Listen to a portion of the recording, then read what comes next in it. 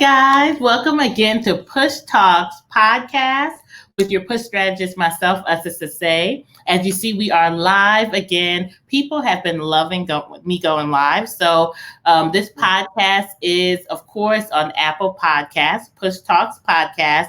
But now we are also streaming on YouTube. So if this is your first time joining us, please make sure that you follow us on Apple Podcasts, subscribe, rate us. We need all your love. And then, of course, subscribe here right on YouTube.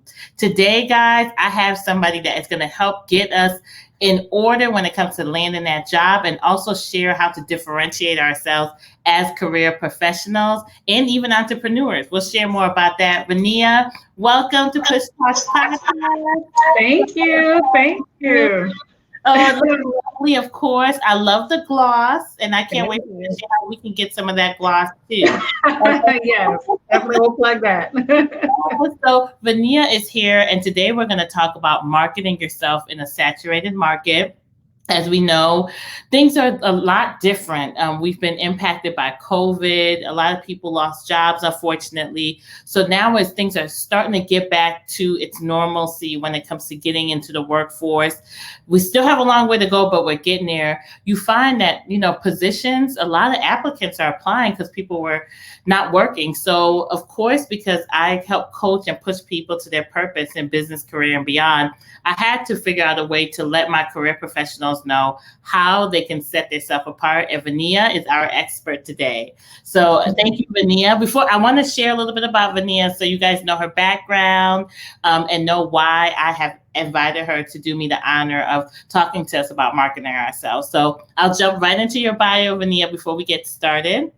Vania was born and raised in Pittsburgh, PA, to two loving parents who I love as well.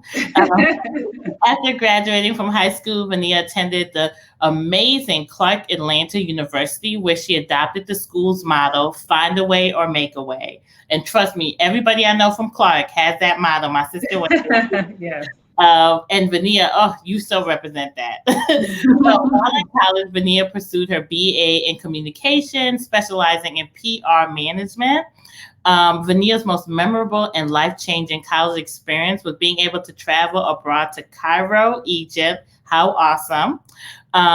After graduating in 2012, Vania worked at prominent companies, including AT&T and YWCA, and it was her experience at the YWCA that led her to decide to pursue a career in human resources.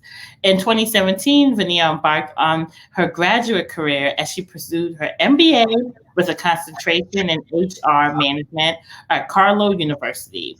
Vania's most notable accomplishment is graduating with a 4.0. Okay, beauties and brains. Hello. Okay, look. So currently, Vania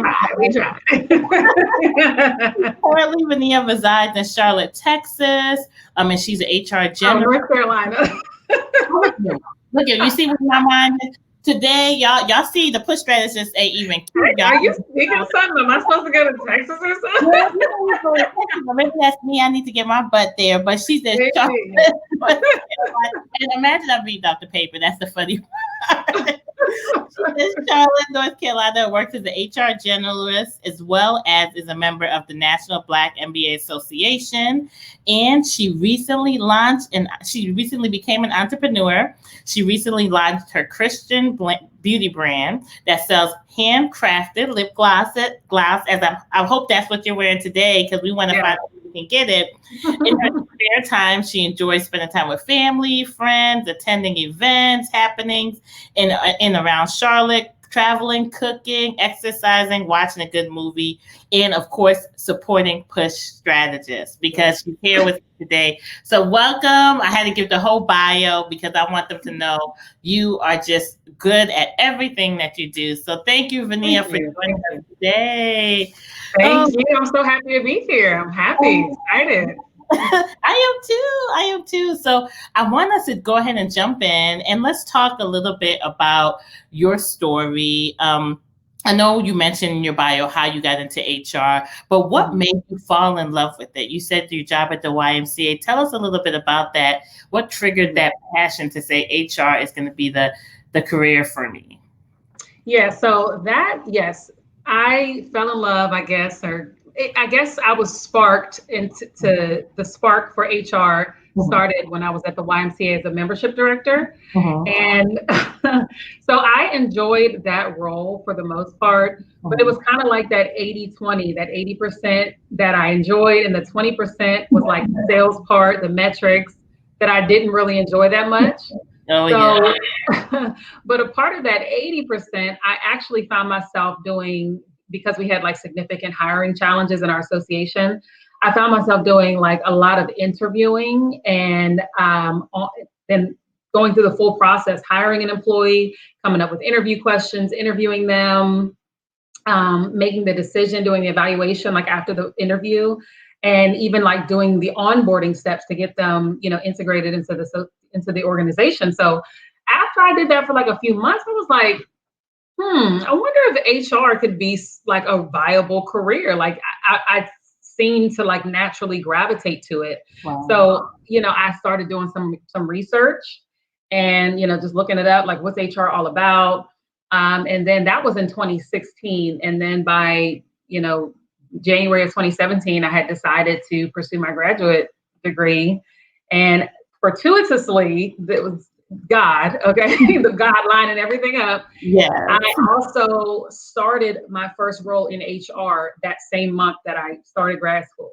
And I feel Wow. like it was only because I was starting grad school that they considered me for that role because it was within my organization and it was just a promotion to another role. So that's kind of where my journey with HR started, and I really enjoy it a lot. I love HR. Wow. And it's I just love hearing the reason I ask that question all the time because it always starts off where people are just exploring or they're just, Mhm. just trying something out and then they just something sparks. And Yeah. that's the importance I always emphasize. I feel like is don't ever knock anything or any opportunity. Mhm. Be open minded because you never know what you'll get out of it. That's how I got even into my role when I was doing recruiting. I was in the fashion Mhm. industry. I'm like, recruiting. Wow. Do it for fun.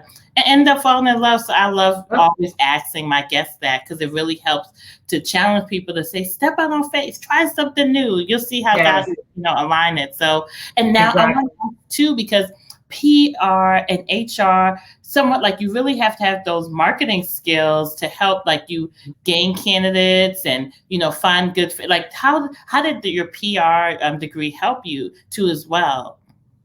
Well, so with the PR, yeah, that was a great foundation for me. Although I never actually like worked in PR, I went right into AT&T as a sales manager after college. So I never worked in PR, but yeah, that skill set that I learned about how to like almost the storytelling piece, I would say is the biggest piece that really helps me not just in my career but in my business and in other ways as well. They drill that into us in my undergrad. Like you have to understand how to tell a story effectively. So even in my in HR, I know how to kind of come in, or I've learned this kind of how to I guess in interviewing, I know how to like give an elevator pitch and kind of tell my story. And then if in my business, I know how to put a meaningful story behind, what I'm all about. So it's that I think that's the biggest aspect for me that in terms of PR that I've really taken with me to every other area of my life. So yeah. Oh, good foundation, because you can't Yeah. go wrong knowing how to sell and pitch yourself. And Mhm. those skill sets are probably what helped you even land. I know you said they gave you the HR job, but I'm sure Mhm. you knew how to sell yourself to say, "Hey, give me this job," and before you know it, I have the degree, to follow the MBA. Yes. So that's awesome. And Yeah. now, okay, so you got your degree, you're working in HR. As somebody who went through that process and deal with people every day, going through that interview process, tell us what's the misconceptions for people when they're coming to interview? What do you see people make the most errors in when it comes to just presenting themselves and preparing for interviewing with a company? So I would say, yeah, there's a lot of those. One of the biggest things at the actual interview, sometimes I see this, and I've seen this. I definitely saw this a lot in the past when I did a lot more interviewing. Um, even though the hiring manager or the HR person has your resume right in front of them, you still, a lot of the times, and I'm speaking for myself, we just looked at your resume, 10 minutes, maybe not even 5 minutes before the interview started, because we have so many other things going on. So we don't always get the opportunity to sit there and really, oh, okay, this person worked here and they have this experience and that experience. Sometimes we're just high level overview. We're looking for key things, and then we're going to ask those questions and try to, make it tie into the questions we're asking you. But so one of the biggest misconceptions that people sometimes have coming in is that we've looked at it, that we know everything, so they don't think they have to be as specific with their responses.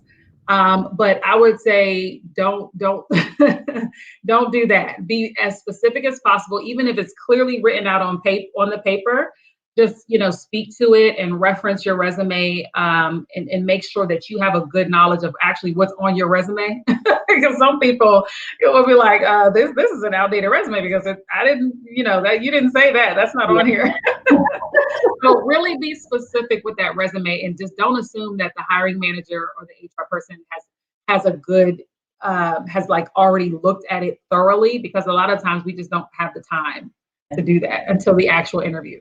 That's a really good one. I noticed even for new grads that are coming in, I'm sure you have so many stories to share, because I remember being a new grad and having somebody like slice and dice up my resume. Like, look, I want to look out for you, okay? You're a sister, because she was one.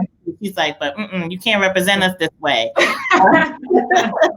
And I, me thinking I had it together, I was like, oh my goodness, but that helped me. After that, I'm like, I was super careful with everything, So, okay, now I want to help my new grads out, because I have young students who are graduating who I work with, and it's their first job, or looking for their first job. And some of them are not even from here. They're just from the US, they're trying to market themselves. So where can somebody start when they know a company maybe they want to work for, they have no connections there? As an HR professional, do you like people sliding in your DM, or what do you recommend, or into LinkedIn? Like, what are ways that we can even start from that point before we even get to the interview? Yeah, you said it. I think for me, I always tell people start at LinkedIn, because that's your professional Facebook. That's your professional, that's social media, and that's on the professional side. That's the best place to start. I mean, you literally can go and find an organization, find people, all of the people that work at that organization, and you can make a connection with them. And usually, because it's LinkedIn and it's not like a Facebook or Instagram or something, people are more likely to, okay, yeah, I'll connect with this person. I see that we may share a similar industry. They may be in my industry. So they're probably trying to get a job or get an interview. So they're more likely to actually accept your connection. And from there, I mean, personally in my life, I've actually did like a soft kind of touch, well, I don't know if you call this a soft touch, but send them a little message like, hey, I'm this, introduce yourself and let them know what you're kind of looking for. I saw that you were working for such and such company. I've heard great things. If you get around to it, or if you have an opportunity, if you can, want to check out my resume, I have it attached, and I've even included my resume there. And you don't have to go that route, but you actually get to identify HR people in the organization, or people in marketing, depending on whatever job you're applying for. So it's really good to kind of make that connection and put a face with the name. So I would always say, start with LinkedIn. That's your best bet. Oh, that's really good. Good advice, because people for some reason think it just falls in your lap. Like, if there's 100, 200, 400 people applying for a job, you have to find a way where you can make yourself memorable. So that's a really, really good one. Now, that person, they slide into somebody's LinkedIn, they send a introduction of themselves, and they land the interview. They're like, okay, you know what, we're going to give you a shot. We love that you were very, upfront and took some initiative. What are good interviewing tips that you give for somebody who's preparing for an interview, and maybe there's somebody who's nervous, they're a very smart person, and maybe they just don't do well with interviews, or at least they thought they didn't? What are good ways or methods that you can share to help with interviewing skills? So for in preparation for the interview, I would definitely say make sure that you do research before going into the interview. This is something that you might think that a lot of people do it, but some people don't realize how beneficial it is to just do it quick. And it doesn't have to be thorough, in-depth research. But I would say, go to that company's website, maybe do a Google search on them. Find out some key things like what they actually do. I know that sounds basic, but you would be surprised. I've had interviews of people, you can tell they actually got there. They were so excited and they might have been putting out application after application. They got in front of me. You can tell they didn't really know what my company did, or like what, which is okay, but it makes a good first impression to really make sure you understand what the company does, make sure you understand maybe who their customer base is and their clients are. Make sure you look up some like benefits, look up some things like that, and company culture, because I always like to tell people or candidates, just like we're interviewing you, you're also interviewing the company, so it's good for you to make that decision and know like, oh, this is a company I actually want to work for, not just to have a job, but this is a company I can see myself with for the long term. So I would say definitely do your research. And make sure you practice in preparation for that interview. So look up common interview questions that may be depending on the field that you're in. So, whether that's in sales or customer service or engineering, look up just common interview questions. And that'll kind of help you understand what are some questions that come up, some interview questions that come up during a typical interview in that field.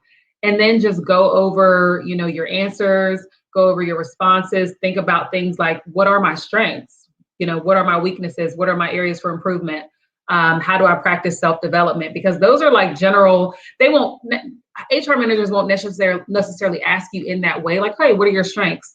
But you'll have to speak to them at some point in the interview. So you need to go over, okay, what am I going to communicate to them? And then I would also say as a, for the interview, a tip, a tip I always give, make sure that in your research, in your pre-work, in your prep, that you're creating some questions for the interviewer as well. Because that's something that a lot of people don't think about, or they do it and then they ask questions that are like yes and no answers. So it's a twofold thing. You want to use that time wisely, because usually you have like maybe 10, 15 minutes tops to ask your questions. And so you want to make it count, and you want to get the information, but you also want to leave a good impression on the hiring manager or on the interviewer.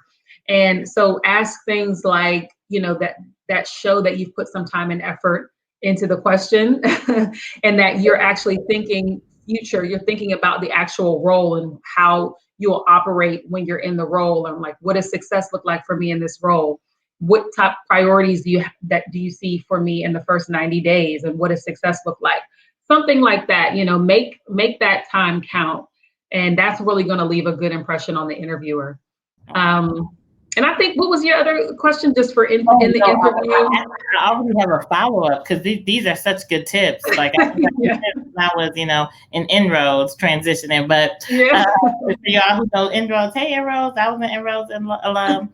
But I wanted to ask that. I thought of something when you were speaking. What do you feel about asking about money? I know some people, when you're young, you're coming out of college, you're like, look, I got to pay these loans. Do you recommend asking money? I know there's certain things you should stay away from, but we want to hear from you as, an HR professional. Should we bring that up? How is that conversation in the first interview? Well, that's always been a topic of debate. So you'll hear some people in HR say, no, don't ask about it on the first interview. And you'll hear others say, just do it. I'm more leaning to the side of, you have the right to know what your compensation would be. If it's not, some applications, when you're applying, they'll actually tell you what the range is going to be. So you might not necessarily need to ask during the first interview, but some people, it's completely, you don't know anything until you get the job offer. So I don't think it's wrong to ask, what type of compensation would I be looking at for this role?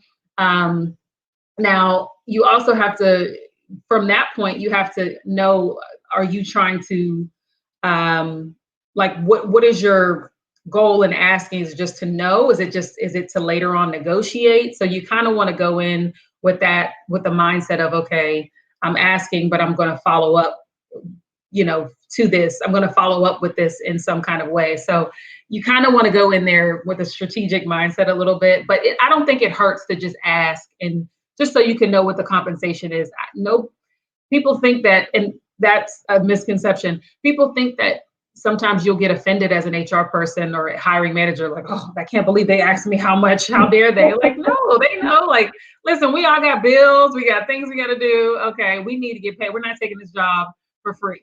So, Look, so right? people understand that. Oh, and so okay, so money is not a bad thing. It's just like you said, finding what's your reasoning behind it. Don't just ask. You see it on the job description. You see the range, Exactly. and then you're just asking just to Ask. be thirsty. Right. Be Mhm. strategic about it, which is a Yeah. good advice. Now, Mhm. another question that I wanted to ask too, which is kind of like a misconception, but or we want to hear from you, is just when it comes to that question about weakness. Everybody that I prep for interviews get nervous about that question. Like, what is your weakness?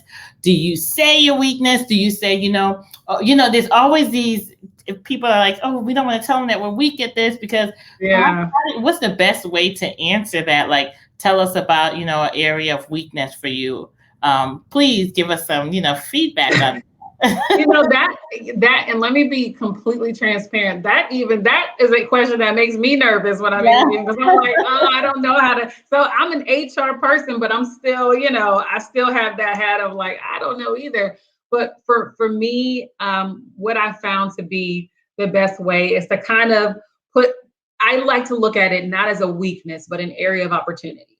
So that's kind of how when I'm preparing for an interview, and I know that question is probably going to come up, I look at it in that regard, and I say, okay, what's an area that I can improve on, like legitimately, like, and how can I improve in that area? But so for me, it might be I can improve. Maybe time management is not your strong suit, and you've had to create a process in the past to get better with that, and you're literally working at that, because really a hiring manager with that question, all they want to see is that this person has self-awareness. They're aware that everything they do is not perfect. They know they have areas that they need to improve on, and they're actively working to improve in those areas. That's really all that question is about, because some people are just not self-aware.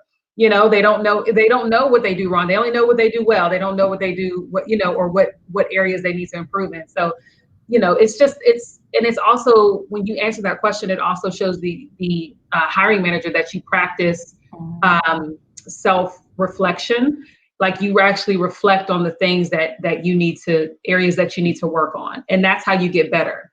So yeah, I would just say, look at it as in what areas can you improve, and don't necessarily use the verbiage of weakness, because that can be like, oh, I don't know. Just think about what areas can I really improve in, and just take it from there. That's really good. So good. That's helping me. Look, I'm taking my little notes here too, but this is Yeah. so good because a lot of people have these, they don't understand like how to market themselves, how to present themselves when it comes to, just the interview process, and how you shared so much about just even the starting point. Another one that I want to touch on is just when it comes to just resumes. So many people have different ways of. I've heard some fun stories. There was a guy, I forget where I was reading it. He printed his resume. He was actually handing it out. It was on the news, and he's like, "Hey, he had like a sign or something." And he's like, "Hey, Oh, I rember that. he ended up getting a job and a good one." But Yeah. so there's so many resumes you guys see. How do you just want to market yourself just from the point of a resume? Like, do you design it? Because I've seen some people do some pretty cool, unique ways to, lay out their resume. Is one page perfect? Can you do more than one page? Like, what is the best standard, would you say, when it comes to setting yourself apart when you're getting so many resumes for a position that could really help somebody just from that direction? Yeah.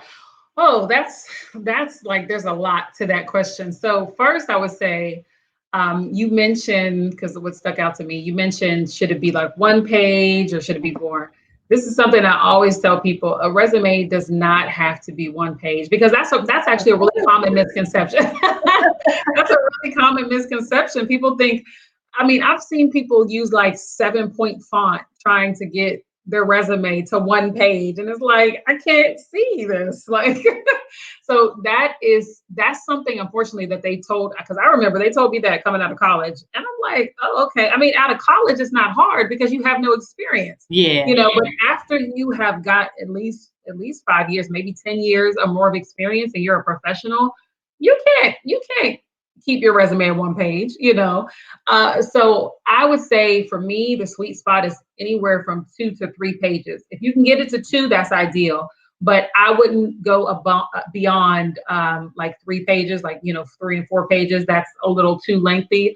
But I would say anywhere from 2, maybe 3 pages, and that's just because you have to put the education in there and maybe accolades and things of that nature. So just wanted to touch on that point, but from a content perspective, I think one of the ways that you can set yourself apart and is to make sure that you're including what we like to call in HR like keywords or buzzwords, and it depends on your industry. So, for instance, me in HR, my resume, in order for a recruiter to see my resume as they're going through tons of them, they might put a search term into their system and be looking for Taleo, which is a HR software that we use to like do requisitions and it's a recruiting software, applicant tracking system. So if they see that on my resume, that may send me to another pile that says, okay, we're going to further review this person. And then if they look in and they search, say they search career portal, if that's just ADP, different industry specific terms that I would say that are on my resume because I'm saying I have experience in these things. That is what you want to include. So whatever that is, whether you're an engineer, whether you're in sales, whether you're in HR, whatever it may be, you want to include those key or buzzwords. Make sure that you're including that in your core competencies or in your skill sets, because that's what's going to move you from the no pile to the yes pile and so on and so forth. So that's from a content perspective. And now from a design perspective, for me, this is more so preference wise. I like when I see a resume that has a little bit of color.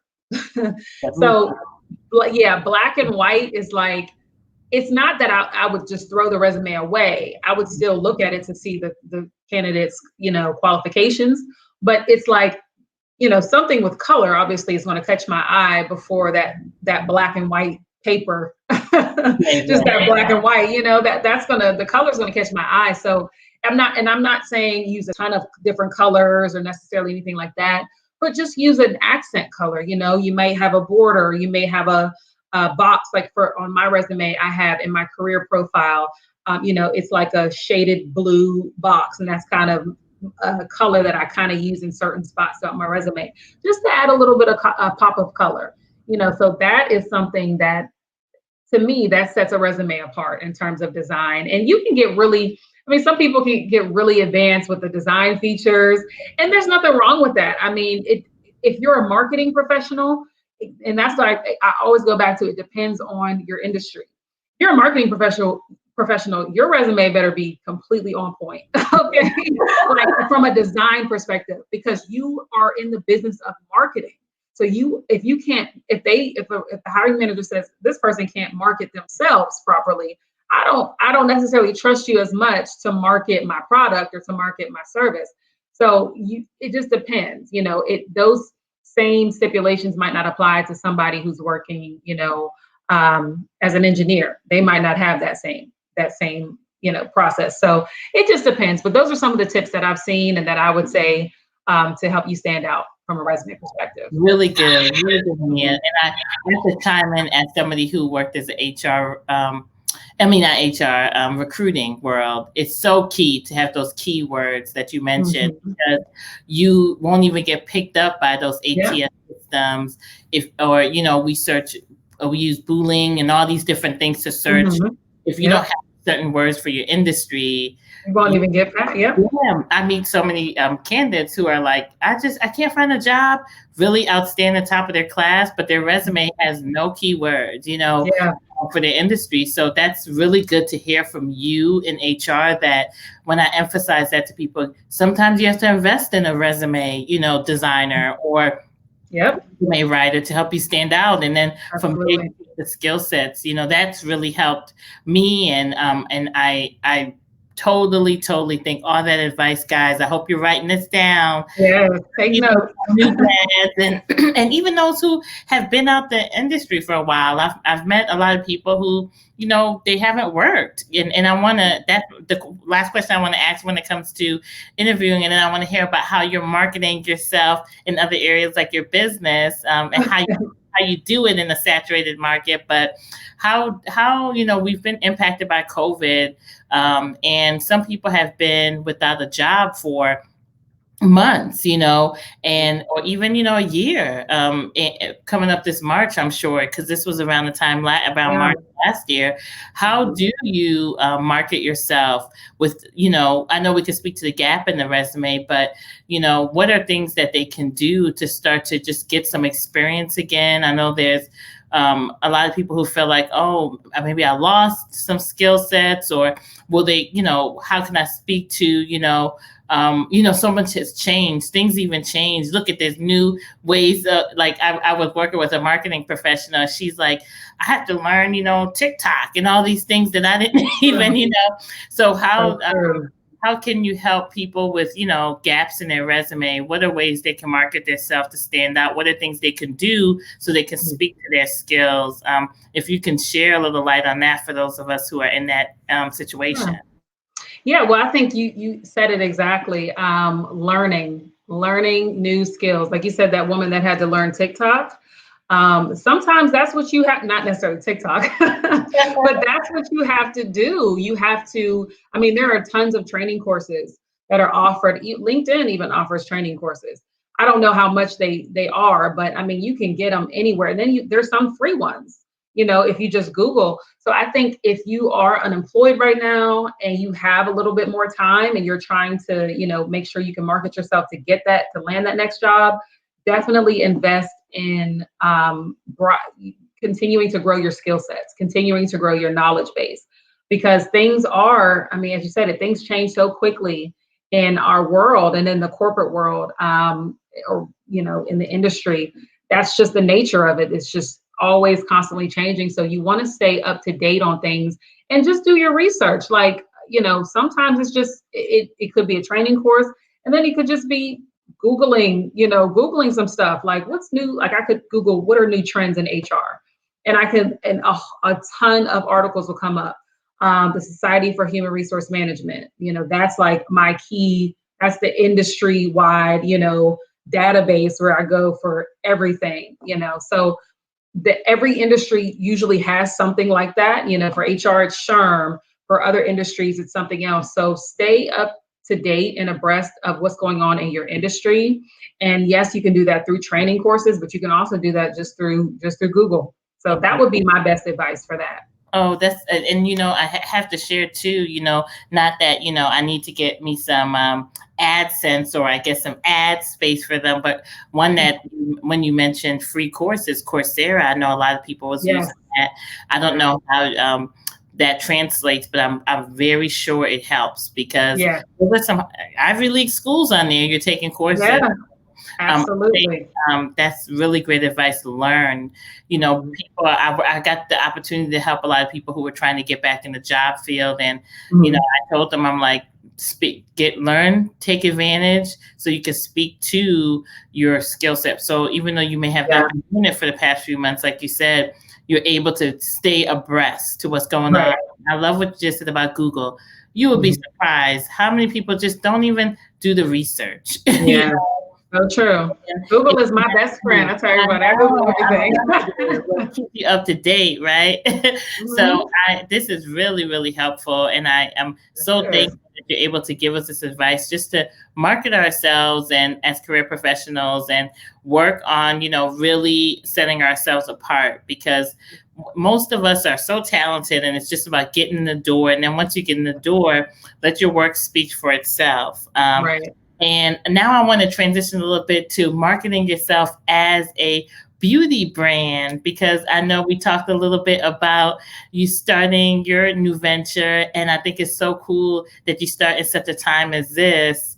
I would Yes. love for you to share a little bit about your brand, because the way you marketed yourself, I'm just like, I love it. Like, SOS Gloss is like just you use such unique ways to set yourself apart from other beauty brands. So I would love for you to share that, because a lot of the career professionals have other desires, and they want to pivot and do things in entrepreneurship, and they want to hear a little bit not just about themselves, but about walking into new ventures. We need multiple streams of income now. That's my advice, So can you share with us about SOS Gloss? Yes, of course, of course.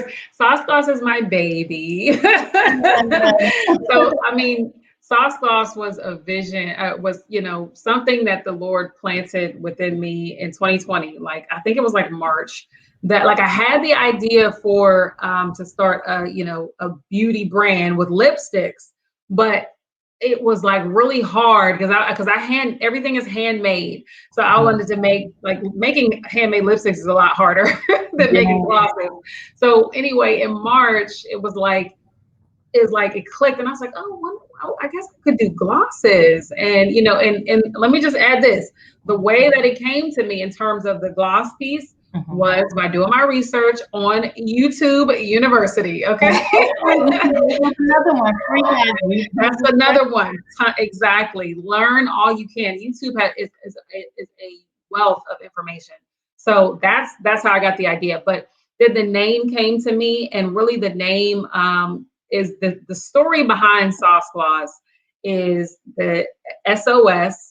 And I have it here. Let me just show you one of our glosses. Let us see. Oh, I ordered, you guys, my own SOS Gloss. I feel like I ordered that color. I remember what you ordered because I shipped your order out today. You ordered Scarlet Ribbon. Yeah, see, I love my red. Okay. I can't remember I can't remember the other color you ordered, but I know.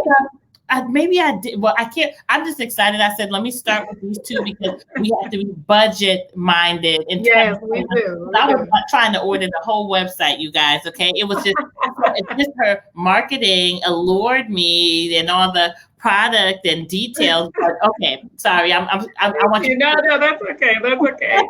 So, and I'll go with Scarlet Ribbon. But SOS Gloss, so SOS. The SOS stands for Song of Solomon. And so basically this whole line of glosses, the name of every color derives from the book of Song of Solomon in the Bible. And the reason, so for instance, let me add this, let me say, and it includes the scripture that it came from. So for instance, this, and I'm just going to put this up. I hope you guys can see that. Scarlet Ribbon, SOS 4:2, I think it says. Yes, or 4:3, SOS 4:3. So it's the scripture is, your lips are like a ribbon of scarlet. And that's where this came from. So I didn't realize. I'm sorry, I got to interrupt. So the words on the bottom match the scripture. Oh my God, so cool! Yes. You made it so detailed and just it all linked together. I love that. I love that. Thank you.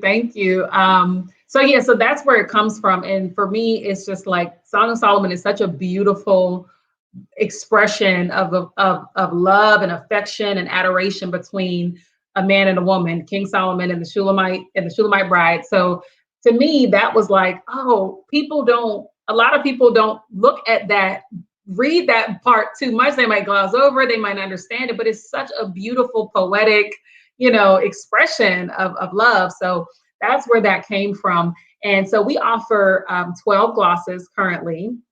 I mean, we will be expanding, that's coming. But right now we offer 12 glosses, and they're all handmade. So I make them, and like I said, they have each one of them has a scripture, the name of the gloss and the scripture that it corresponds to on the bottom of the gloss, because we also believe in sharing the gospel. And so that is when you're putting on our lip gloss, you can also be reminded that your beauty is a gift from the Lord.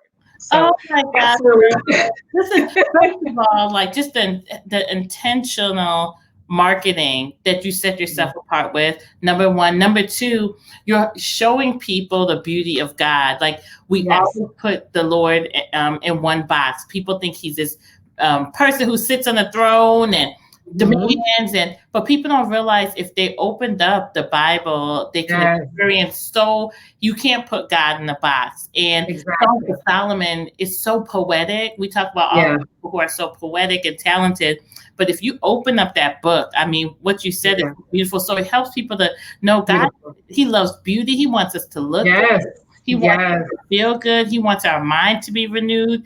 Everything mhm, about life is in yeah, the Bible. So we, absolutely. so many religions and things have taken, and authors and all these, movements have taken from the Bible and Mhm, tried to make it their own. If people yeah, just open it up, like you're even opening up our minds to seeing God in a new way, So I mhm, love yeah, it. I love everything wow, about it.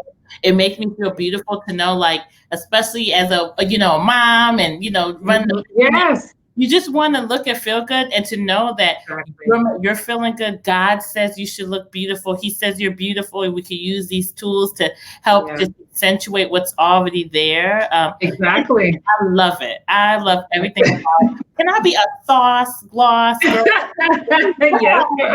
Okay. I'm tired of wearing these mom life shirts all day. I want to be cute again. No, Jesus, but I You're love beautiful. it. You're beautiful. Yes, It I comes am. with motherhood.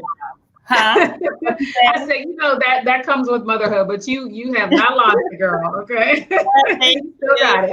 And I haven't now that I got my sauce gloss. So, because I'm gonna be the next live, I'm gonna be wearing, and I'll say, you guys remember sauce gloss, okay? What's So I going put up here where we can find sauce gloss. I put your IG page, and then I want to quickly put your website, Vania, and it's just saucegloss.com, right? Yes, Okay. yes.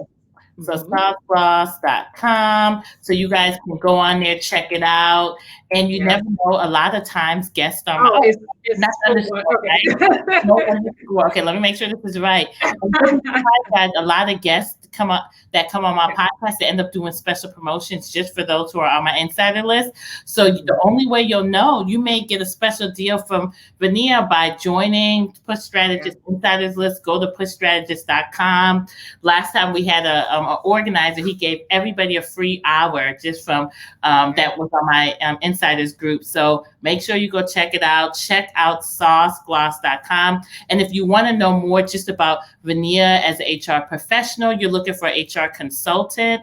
Vania, tell us where we can find you if we want to just people are listening, they're like, we want to have her do some consulting for us. Okay.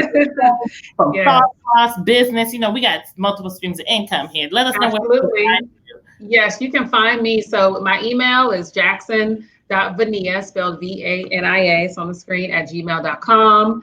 And then you can also find me. My personal Instagram is iambitious_miss, MISS.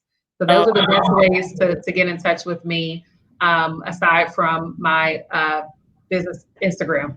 Yeah. Oh, this is just so much fun, Vania. Every time Yes, it's sad when I have to end. I got to go back to, the house, take care of the babies, all love. life. It's gonna be turn up time because they slept. I had them sleep earlier just to come do this. So Oh, they're always a bunch of fun. We're gonna go. We can't. I can't wait to get the sauce class. They love doing my little makeup, so they'll be hooking me up. that's gonna Like, be so yes, fun. Oh. I can't wait till get young kids. My girls would love to wear their sauce cloths too I now. do want to that, and that's something that may be coming in the future. I'm open to. I brainstorm. I just sit down some days and I just brainstorm for my plan for the future. So that definitely is on the table for sure. Oh, awesome. Well, thank you for teaching us how to market ourselves in the saturated market as career professionals and also as an entrepreneur. If you guys want to find out more information on just getting coaching as career professionals or business professional or business aspiring entrepreneurs, make sure you hit me up, pushstrategist.com. Like I said earlier, Follow us, subscribe. We have so many great guests, so many great topics to help push you towards your purpose and business, career, and beyond. So until next time, guys, make sure you keep pushing towards your purpose. Bye. Okay.